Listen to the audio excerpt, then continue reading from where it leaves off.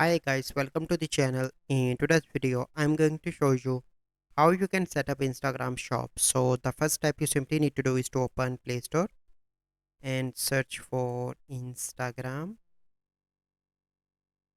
And you need to update Instagram application first. So once you've done that, you simply need to go back and open Instagram and click on your profile picture in the right bottom. Okay, then you need to click on three bars on the top right, click on settings and privacy. Here you need to click on business tools and control, and here you can see switch account type, and you first need to switch to professional account. So let me show you, my account is now professional. So here you can see that professional dashboard, and then you need to go back and click on three bars, click on settings and privacy, click on business tools and control, and here you can see set up a shop, click on that, click on get started and connect Facebook account.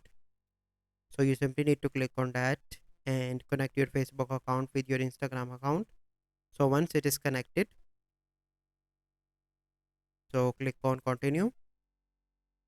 So once you click on that, you have done now an option to connect that, and once you connect it, you are able to create your shop on your Instagram account.